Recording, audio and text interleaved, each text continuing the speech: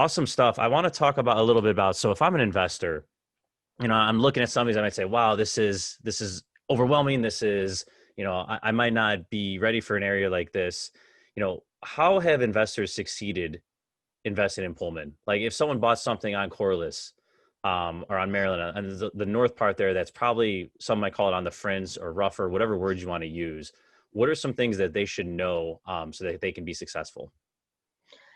I think just having a strategy. I think that, I'd argue that North Pullman, I mentioned it's different than it was 10 years ago. It's far more stable. Just a little history, North versus South. North Pullman, with the foreclosure crisis, it really took the hit. And so that's why there's a bit of a difference between North Pullman and South Pullman. It's important to note, though, the housing stock isn't different. You still have a beautiful housing stock, just more vacancies. And so while many people see it as problematic, obviously, me and other investors see it as an opportunity to come in, look at these beautiful historic brick row homes and put them back in productive use. And so as an investor, having a strategy and saying, okay, if I'm looking at the block of Champlain, or just give an example, the block of Champlain and the block of Langley, maybe this is the home ownership strategy because there's far fewer vacancies within those blocks than there may be on Maryland.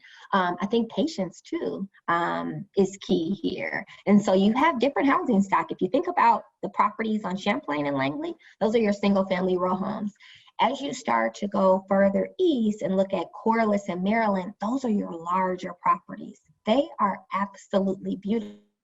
Ironically, they're still vacant, but I think there's a lot of opportunity to kind of take a block by block approach and really think about development. That was our approach. It wasn't necessarily scattered site.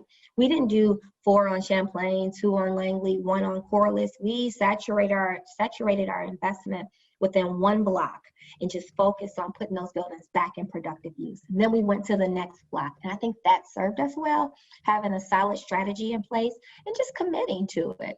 If you're an investor and you're looking to do one property, maybe it makes sense to come to Champlain. We're looking for quality rehab, though. I can't stress that enough. You're talking about beautiful historic properties. And so we want investors that are interested in bringing these properties back to their beautiful, historic kind of exterior that they deserve. And I think that the investor will do very, very well. We've done well. As you just drive through Tom and Mark, you see the difference. And we're starting to see that North and South Pullman aren't looking as different as they did 10 years ago. They're starting to look a lot more similar from the investment. So I guess to answer a long-winded answer, to kind of shorten it up, have a strategy, figure out if your strategy is home ownership, a flip, or rental. And depending on what your strategy is, figure out if it's best to kind of come along where the investment has already started. If you have a longer term strategy, maybe thinking about where the investment hasn't started, but the commitment to kind of do more than one property. If you're thinking about Maryland, maybe acquiring a few of them and doing a couple rehabs, renting them out, selling them for affordable ownership, but kind of slow and steady wins the race there, I'd say. Yeah, and it's important to note, you have the city backing behind you here. I think that can't be understated. When you have, the city saying we want this to succeed, and we have, a whole nonprofit set up to make sure that it happens, that gives me the confidence to kind of, I'll say, weather the storm or take on more risk than I usually would have. It does. I couldn't agree with you more. We have the city, we have a strong alderman, you have an Invest Southwest initiative where the mayor is saying, hey, the south and west sides of Chicago have been overlooked far too long. We're going to make sure that there are strategic investments that are coming into these areas. And Pullman and Roseland is actually considered one of the Invest Southwest areas. And so there's a commitment with the city. You're right. There's a commitment with us as an organization. There's an alderman who's really advocating for investment and opportunities in the community.